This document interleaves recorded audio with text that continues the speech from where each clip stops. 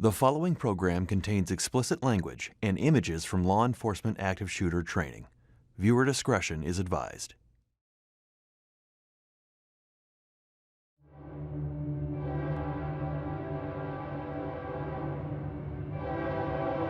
Back in the 60s and the 70s, my folks, they went to work, I went to school, left the house unlocked. I mean, that was just the way it was.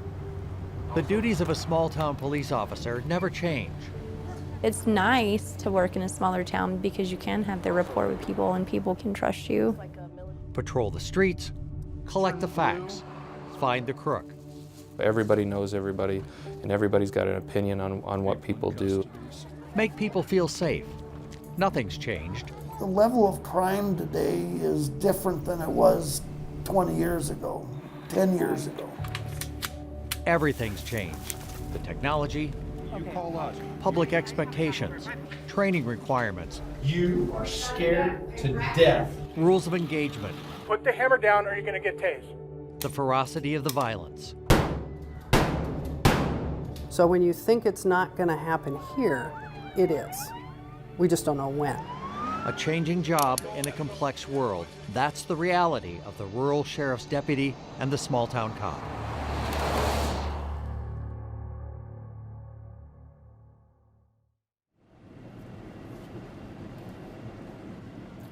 Every TV show I ever watched lied to me. Because it was supposed to be fun and exciting. This is the boringest job there is. As a friend of mine said, with 5 minutes of sheer terror. Carrying 1059 from Scouts and Police Department, 1074 for 21 St. Charles. 4 full-time police officers handle law enforcement in Mitchell, Nebraska. 7 days a week, 24 hours a day. There are a few part-timers called in on a pinch.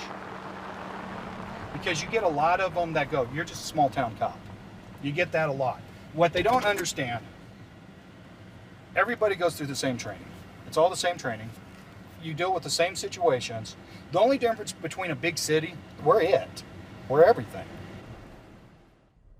The crime rate in surrounding Scottsbluff County is slightly higher than the state average, but in Mitchell, the number of total crimes, mostly small stuff, is well below 100.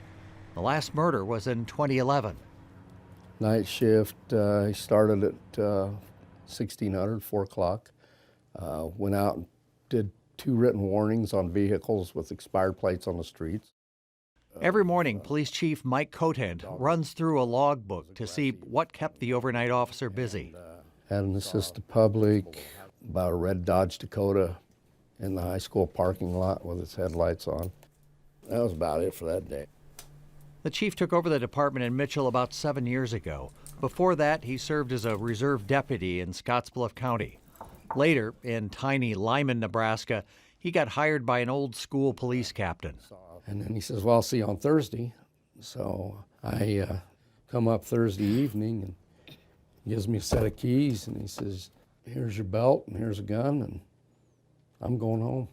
How much training? I did not have it. None. There was nothing. I didn't know the radio codes. I didn't, I was really, really shocked. Off we go. But we give them the best that we can give.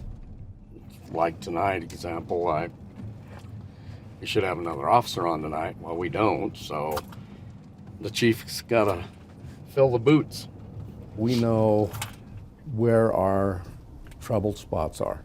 We patrol that area a little more than we do others, but you never know what's gonna happen and where it's gonna happen.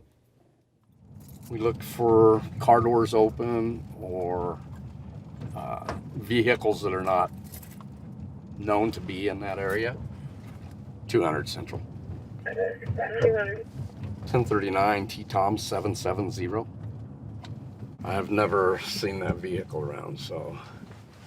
I know just about everybody in town, unless they've just moved in or something of that nature, but I try to make it a point that I get out and visit with people. What are you doing? Totally driving the speed limit. Oh, yeah, okay. No! Because they're your eyes and they're your ears, and they have a wealth of information that otherwise you wouldn't know about. You guys need to go home, okay? We need to talk to your mom, okay? They just moved in up here. A new mom in town got a friendly reminder to keep her curious kids away from the railroad tracks. Pulling into the trailer park a few minutes later, the chief waves at a familiar face, sensing something's wrong. You okay, Tina? It's been a hard day. Has it? Yeah. So what's been going on?